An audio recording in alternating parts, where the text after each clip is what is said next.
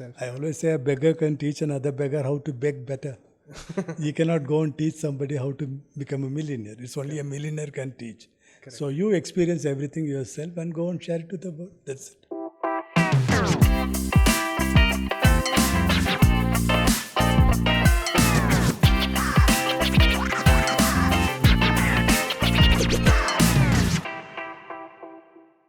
Ladies and gentlemen, welcome to Networking and Beyond. Now, before I introduce our guest for this wonderful episode, I'd like to take a moment to thank each and every one of you for being so dedicated and spending your precious time watching Networking and Beyond episodes. We've been getting some overwhelming responses. We've had over 5,000 views and we have close to 170 subscribers. So I'd like to take this time out to thank each and every one of you for your valuable feedback, for your valuable shares, likes, and comments. On that note, today we have with us one of BNI Bangalore's most significant pillars, who stood by BNI region for 13 long years. He served as president for his chapter. He served as a DC and senior DC, managing 10 massive chapters. This person is also the recipient over 15 national and international awards from BNI, and he also runs a company called Curtain Spa. So, ladies and gentlemen, without further ado, let's welcome this wonderful, amazing, knowledgeable person, Mr. Rajkumar. Welcome, Rajkumar, sir, for this wonderful episode of Networking and Beyond. It's my pleasure too. Sir, how does it feel to be on Networking and Beyond? I'm totally excited. That's great. I have seen a few of your episodes Okay. and I was totally impressed. I'm glad that you were impressed, and I'm glad we were able to get you on this episode because I believe you have a lot of lessons in terms of business, in terms of life, and I think it will give a great takeaway for all our listeners today. And are you ready to begin? I'm sure about it. More than the lessons, I would say it's life sharing. Sharing. Fair enough. I think it would be great sharings. Wonderful.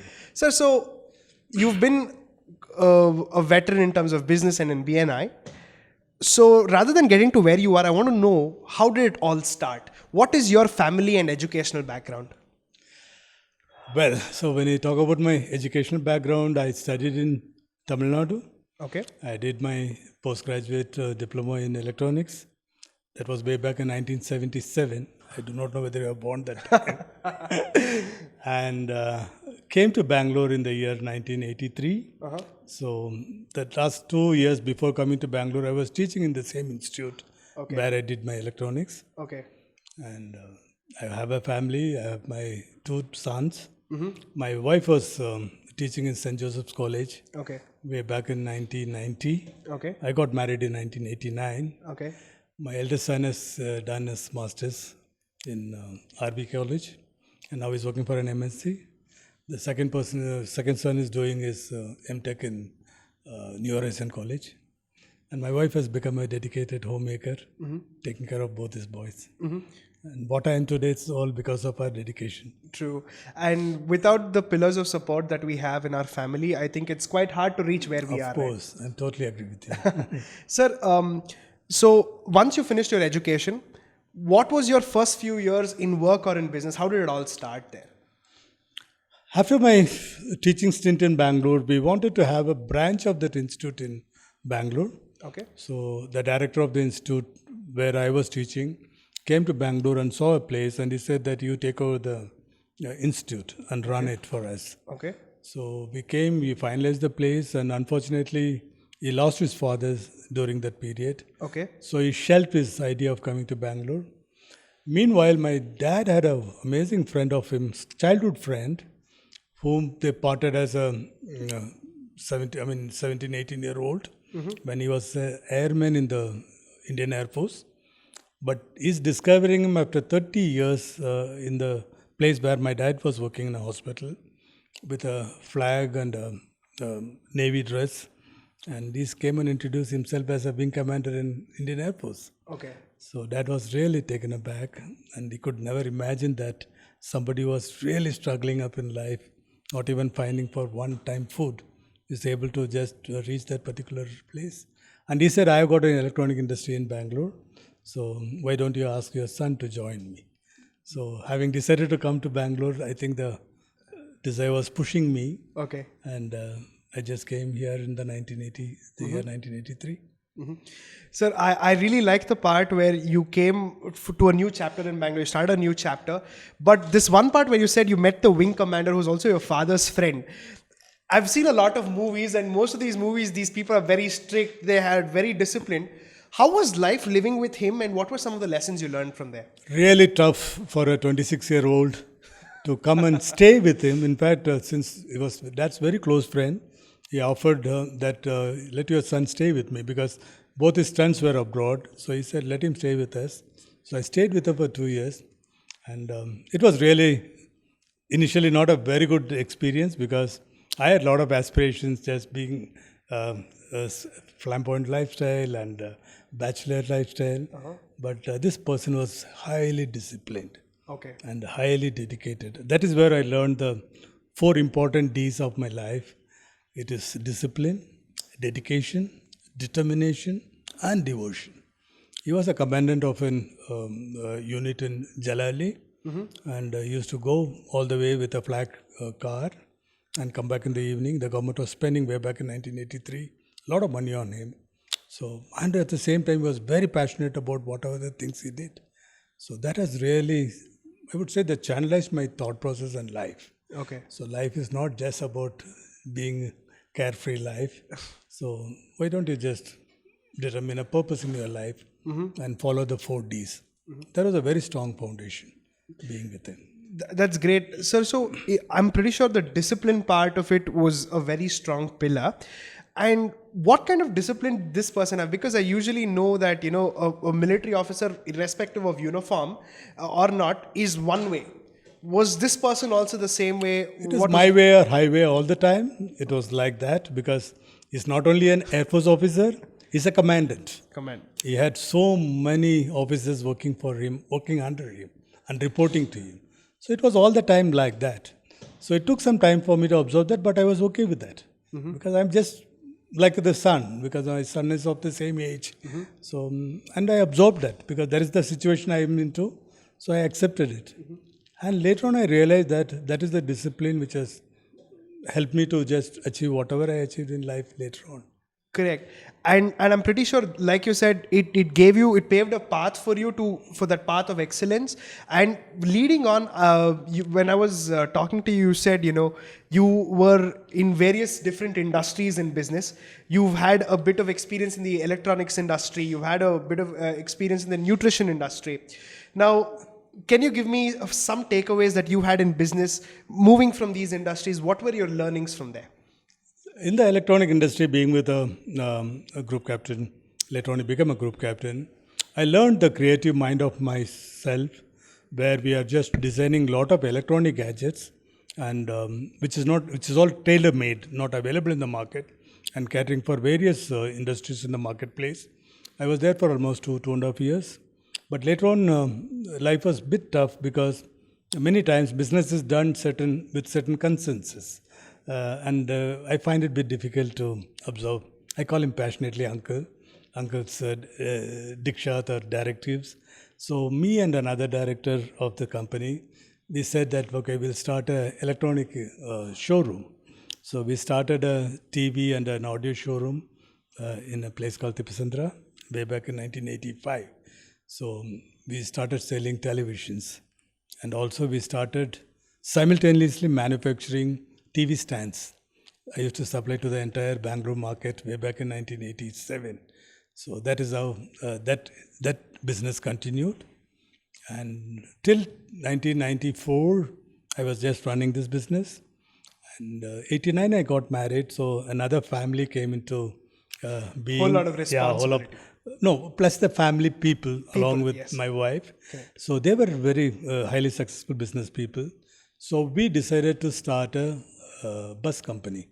That's a nice service bus company in 1994. Okay. So we launched Oasis Travels. Okay. So it was my co-brother and co-brother-in-law and myself, my cousins. So we just started this business in 1994. Did an experiment with 2 buses which are built in Bangalore. By 1998, we got the expertise. Then we started expanding. Okay. By 2000, 2002, we had 16 night service buses crisscrossing the entire South India from Bangalore to various parts of Tamil Nadu and Kerala and vice versa also. And that is how that business I started understanding. Since it is entirely a new business from electronics to mechanical, I got appetite to learn any new trade.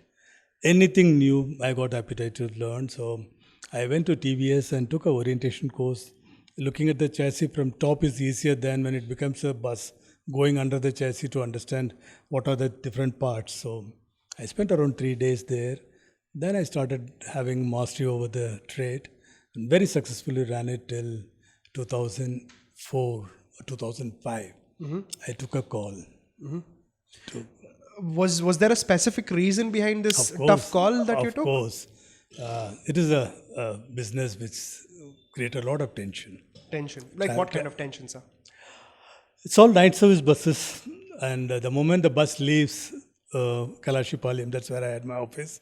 I had 3 offices in Bangalore, and any call which comes after 11 o'clock, it's not a very pleasant call. Sometimes it will be an vehicle which was impounded by the law enforcing agencies like police or sale tax. For whatever the reasons, they want to check the vehicle with full load of people sitting there inside. That call will come around 11:30 or midnight calls. Most of them are breakdowns or accidents. And these are all very nightmarish calls. So you'll be always on toes. I still remember the days where I used to sleep with 2 phones and 2 mobiles at my next to the bed, and you do not know which phone will ring at what time. And all the original papers, we used to keep it in Bangalore. So immediately you'll have to organize somebody to rush and take them to various places where the bus was struck or met with an accident. So I thought that it is really taking a toll on my body. I put on a lot of weight, a lot of stress, started developing certain lifestyle diseases. So life was not enjoyable. So I think, when you come to that threshold of extreme is when you realize what is there on the other side. And I can agree with you. There are some businesses which can be extremely volatile, and the travel industry is one such volatile industry. Sir, again, now that's the second industry. The third industry is the quite interesting one, is the nutrition industry, because 3 completely different spectrums. And I should appreciate the kind of transitions you've had, and I'm only surprised because not many people do that. How did that stint start up, and was that also the starting of your BNI journey similarly? no, that's a different, separate episode altogether, because since I realized that I'm losing my health and also my shape of the body, and I was wanting to get back my health and definitely not wanting to depend on medication to sustain for the rest of my life. So I just took a call and I met somebody who said that they can help me to lose weight just by changing my food habits. Okay. Eating the right food, understanding what the body requires or what the cell requires on a cellular nutrition basis. So I just enrolled myself, and first 1 year I just only trying out the program. I lost quite a lot of weight, almost 20 kilos I lost in 14 months' time. And meanwhile, I also understood that this can definitely help people also. So meanwhile, I decided to come out from my bus business. So I thought, why not take this as a profession? Correct. I went to multiple trainings, a lot of books I read, and I went abroad for attending seminars and conventions. And later on, it just said that I'll be a nutrition and a wellness consultant. Okay. So even till today I do that. Okay. Till today I do that. Very passionately I do Correct. that. And I think that passion comes when it's actually implied in your own life, and you see the complete benefit of it, and you see both the good part and the bad part, and that's when you go all out. So I think, I'm very much in line with you. And once you're passionate, the only way is, to reach the top. So how did the journey continue from there, sir? First is my health. I was so happy about the way I started coming out from my medications, what I was taking. This journey started when I was 47 years old.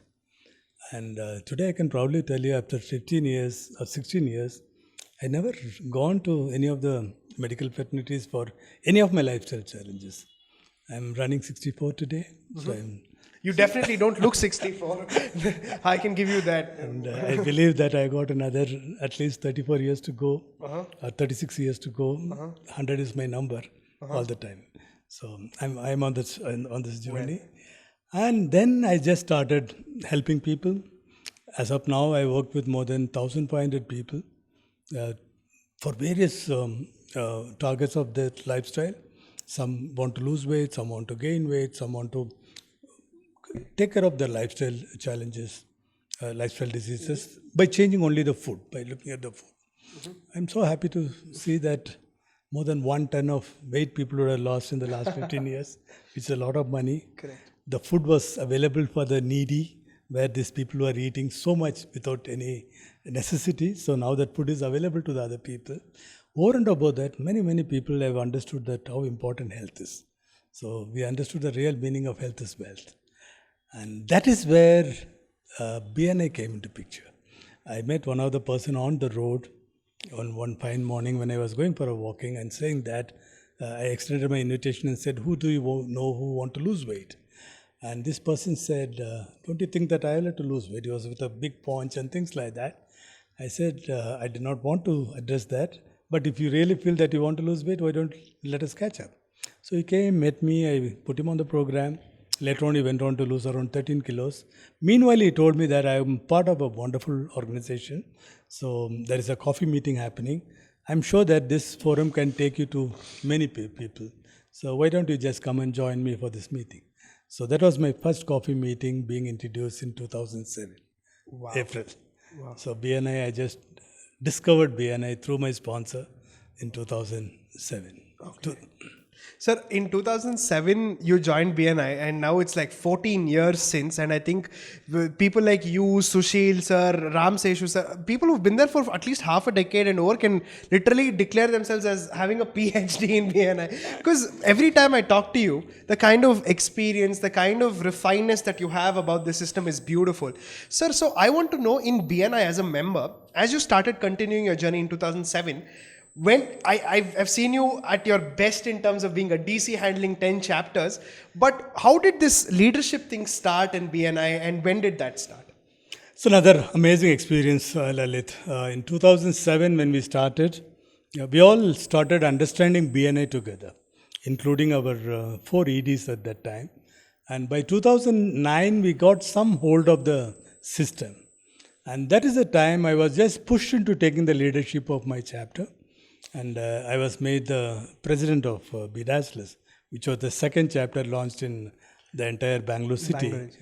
And first time ever, we fixed up a goal for the chapter and declared to the region in front of all the 4 EDs, we want to have that 50-50. That was a word just came out of the blue from my mouth. I said 50-50.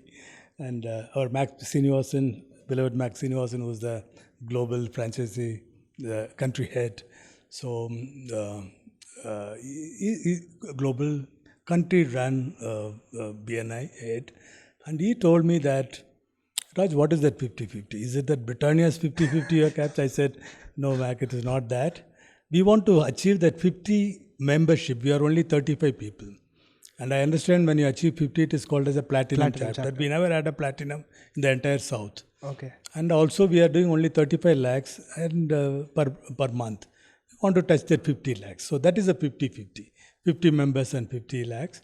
I declared in the month of September. I just took the first day of my leadership role. And by end of the role, we have achieved collectively with my team. We become a 53 member and the first platinum the entire South and second platinum the entire country. Wow. Bombay was only 1 platinum available that time. And money, we instead of 50 lakhs, we touched 1 crore 10 lakhs. Per month? Per month. And ever since, Bedazzlers never gone below that figure. Yes. So I was pushed into the role, but I understood that that role comes with a lot of expectation and responsibility. So that was my first glimpse of being a leader. And the same history repeated in the year 2013, when again I became a president. So this time the goal was to reach 70 member chapter, because we also lost our qualification.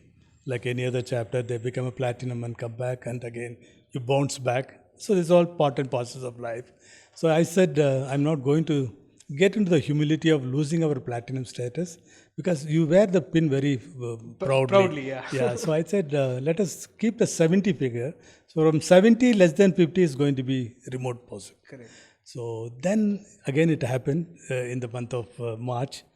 We become the first titanium chapter in the entire country. And in fact, it's an information too. Titanium is the word coined by Bangalore. It was not BNI word. Oh, really? We went and talked to the EDs, and I think Max Srinivasan said, okay, platinum is already taken by BNI, so we'll call this as a titanium chapter. Wow. So that is how the first titanium happened in the entire country. Then Bombay became titanium. But today it's a norm in BNI. BNI accepted that. Instead of 70, they said 75, and there is a 3 months qualification. Similarly, Bangalore also first to achieve the first diamond chapter. Okay. So champion, as you know, it becomes a 100-member chapter. Again, we said that we'll call it as a centennium chapter. That is a term what we said in Bangalore. But the Home Office said we'll make it as a diamond because you've got a platinum, titanium, and diamond. Yeah, makes sense. So Bangalore is a role model for the entire country, sometimes even for the entire world. Yeah. Many good practices are taken from Bangalore. I truly believe that, and I've seen the kind of quality that we have.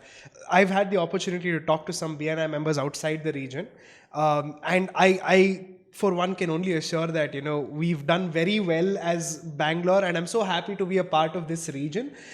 Such good experiences, the kind of track record we've produced in the last 10-14 years is absolutely phenomenal. And every time I tell it to a visitor who's coming in, hey, this is our track record in Bangalore, they're like, wow, that's a lot of money that you're transacting. Fair enough, sir. Sir, moving on, you became you went on the LT, you became director consultant, senior director consultant. Now, was there any change of experiences here because you've already done leadership roles? What was the stint here, while going through? It's just a different experience altogether, Lalit, because being a leader in your own chapter, you are addressing your own members. And any leadership or even the purpose of BNI itself is members making more money or making members more money. So I, as a leader in the chapter, help my chapter to make more money. But the moment you become a director consultant, the responsibility slightly shifts, or the purpose of being a director consultant shifts. The one is, of course, you'll have to still keep the purpose of BNI alive. So this time, instead of working with your members, you're going to work with the team. The leadership team and the membership committee, and help them to make more money. Help the team to make more money. And the second very important purpose is, this is an organization I'm very proud of. Not many organizations in the world which are 3.5 decades old can boast saying that we still have the founder with us alive. Correct. Ivan Meisner. We have got Dr. Ivan Meisner with us. And he has envisioned the system almost 36 years back. And he has preserved the system without even tinkering it.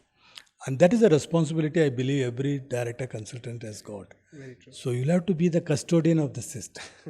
And the executive directors have handed over the business to you, saying that please take care of my business interests also. So it's a dual responsibility. So I believe that I have done both the roles to the best of my ability. Phenomenally well. You've done it. Always keeping my head high.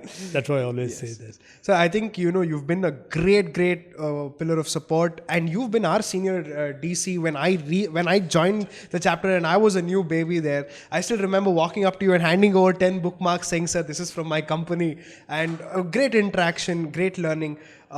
Sir, what's the secret for this kind of energy that you have? That you keep going at even 64, you're so motivated, your smile is forever charming, and you've taken all sorts of roles, you've helped people grow. A lot of people don't have that. They don't have that kind of spirit from the inside. What is your secret? In one word I can put it. Yes, sir, please. I love what I do, and I always enjoyed what I did. Simple. I just don't look at too beyond the destinations. I always relish the journey. Never knew that all my chapters are going to do so well. Out of this 10 chapters, 7 have become platinum chapters and 2 have become titanium chapters. I'm extremely grateful to BNI for recognizing that. And as of now, I have information that I'm the only director consultant in the entire country who has got 7 international awards directly from Dr. Ivan Meisner. Wow. And 8 times Best Director Consultant Award from the region. Wow. That speaks for itself. That speaks for itself, and I truly believe that you got to love what you do, Correct. and even in the journey of loving what you do, you will find some obstacles, but the passion that you have inside, you can overcome it. And there's one more thing that I really believe to overcome these obstacles, and I really think it is spirituality, because spirituality is something that can never be seen, can never be heard, but can be felt. If you put your mind to it. Sir, have you been practicing something like this? Because you've gone for a really long time and you've had some amazing life lessons. I'm pretty sure spirituality should be a very integral part. What's your take on it? Of course. In fact, you have used a wonderful term, spirituality, because I have never been a religious person. My spiritual glimpse started in 2004 when I heard a teacher on a small gathering saying that we are omnipresent, we are omnipotent, and there is something which is operating within us. And I never talked about any religion.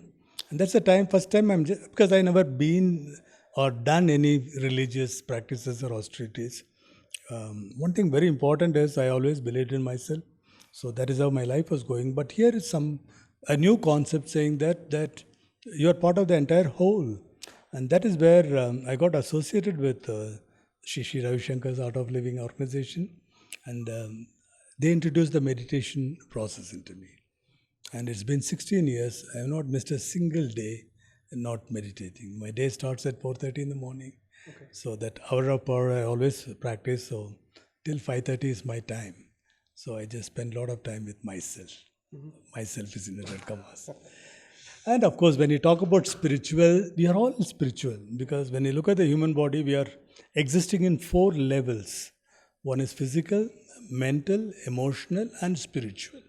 So I believe today, with my own experience and understanding, that for a vibrant life, that one has to address all these 4 levels of existence.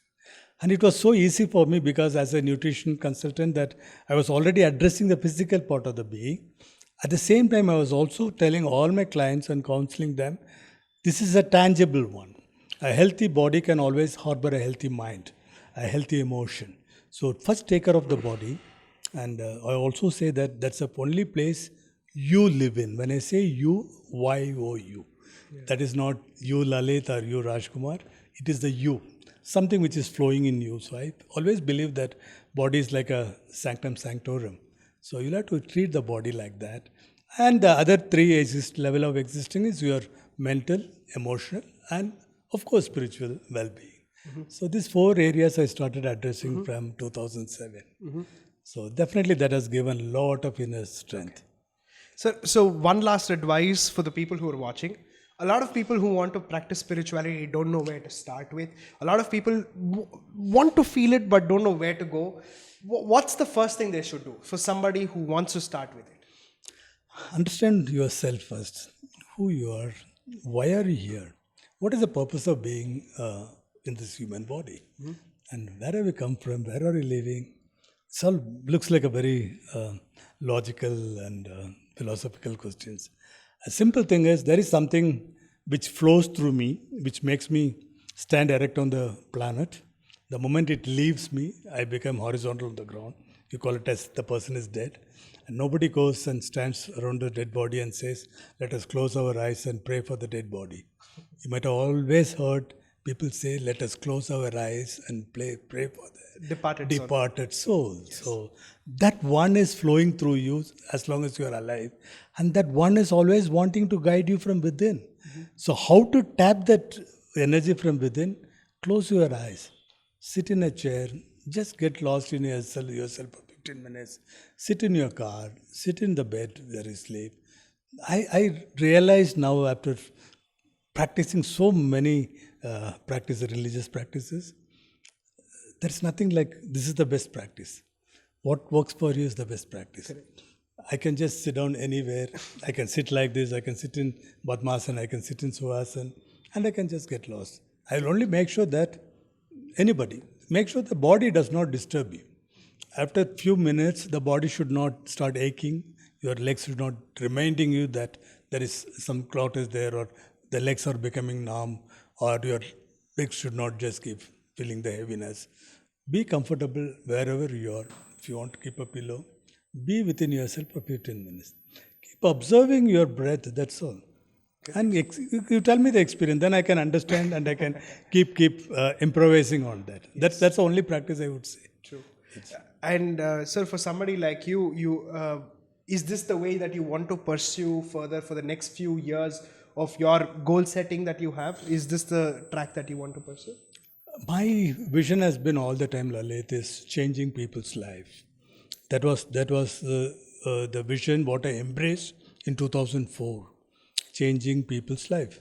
And today, because of the spiritual sharing, I just slightly redefined this touching people's life or transforming people's life. So definitely, I know that the knowledge what I share with people, with my own experience, is doing miracles in their life.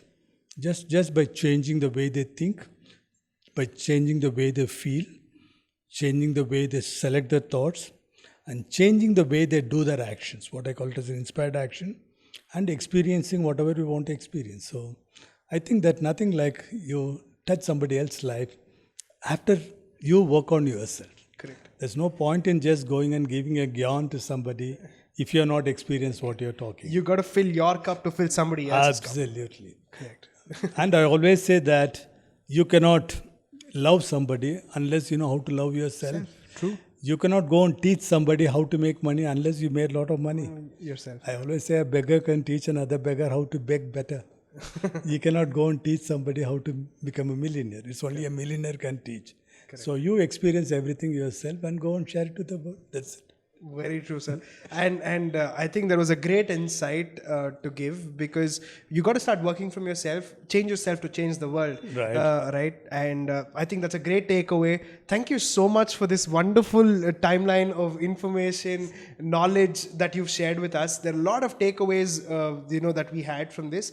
But before I get to the takeaways, we have one very fun segment in this whole podcast, which is called the rapid fire segment, where we'll get to know you more in person. How much time you'll be giving for that? Sir, not more than 5 seconds to 5 answer. seconds. 5 seconds. Let me try my best.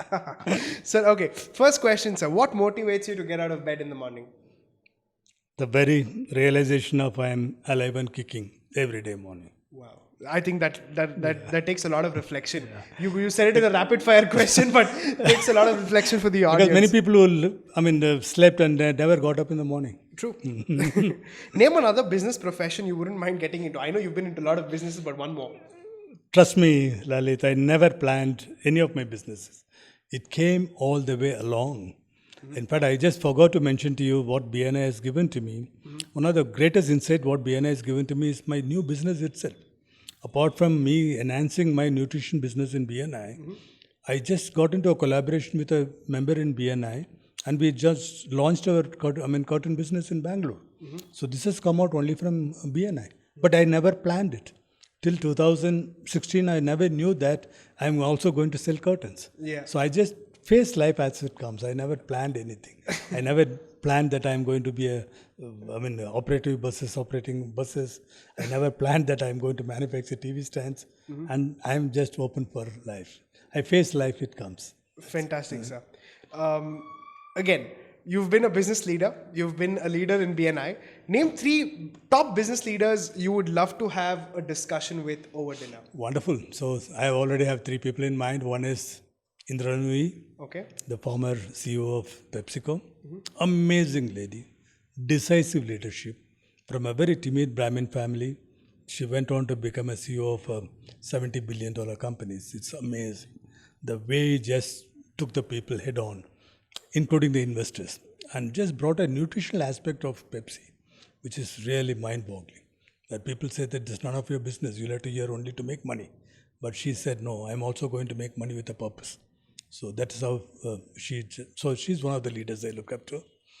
And another amazing soul is, I'm talking about an amazing soul is Sir Richard Branson.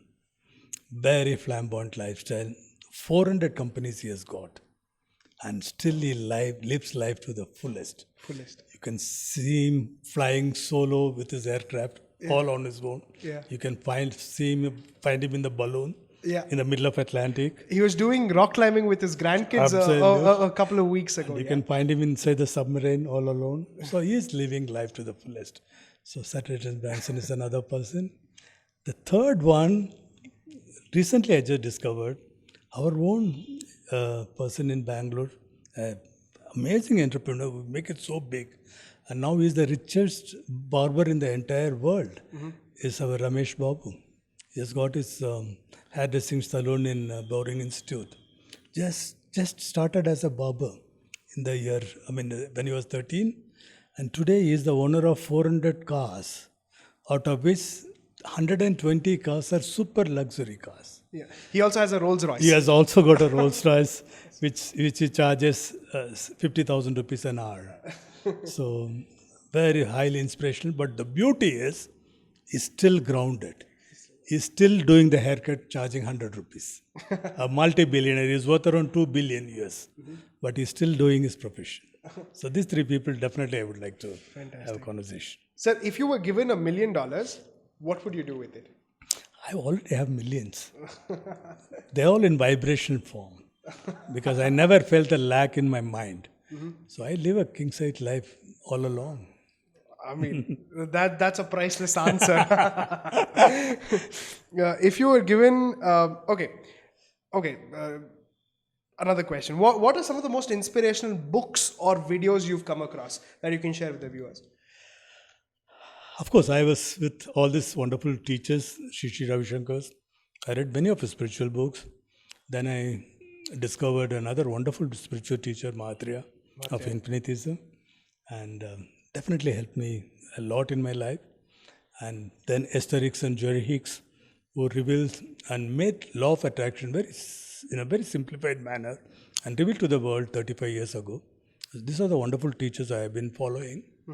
And what I admire with all these three teachers is they never ever said that only we can do it, you cannot do that. They always said that if we can do it or if I can do it, you can also do it. And today, thanks to all these teachers who helped me to climb to a higher perch, I realized that my best guru is my inner being only. So I just started listening to my guru, which is my inner being. That's fantastic, sir. And I think a lot of these books and the videos that I watch a lot of Mahatria videos, and I'm truly inspired. I think he's somebody who can touch anybody at any age, at any point of time. So, what is the best advice you've ever got? Believe in yourself. Believe in yourself. Because I got this from Sri Ravi Shankar way back in 1984 when he said that you are special. You are unique. You are the masterpiece. You are his masterpiece. So he said everything depends on how you think and act. So believe in yourself. Well, those are some powerful words, and I think everybody should, irrespective of who they are. Sir, BNI is one amazing community you've been a part of. Have you been part of any other communities that you can talk about or tell people? The other one is I remember my spiritual entity being part of Art of Living. Art of Living. Art of Living. Of course, initial days I have been part of many recreational organizations, recreational clubs, but that does not interest me anymore.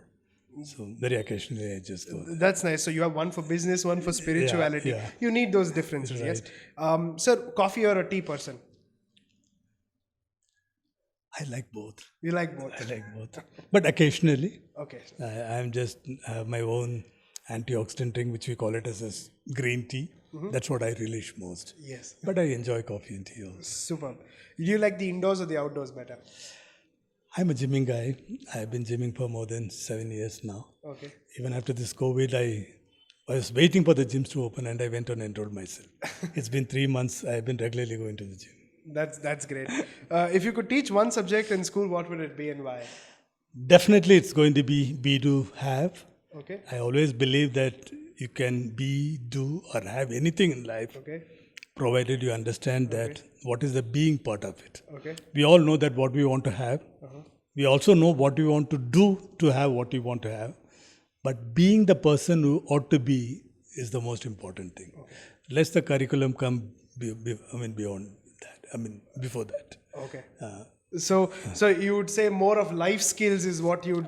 Understanding your purpose, understanding who you are, understanding why you are thinking what you are thinking, understanding why you are just becoming so emotional wreck at times, how you are managing your emotion, using your emotions wisely, because the entire manifestation happens in emotion level. Correct. So these are the things I want to refresh to people. Every child knows before just getting to know about so many learned and limiting beliefs. So I'm only remove the little fog and tell them that this is where you are. So definitely that will be my subject. Be there. Okay. Thank you so much, sir, for being on this wonderful podcast. I thoroughly enjoyed, interviewing and talking to you.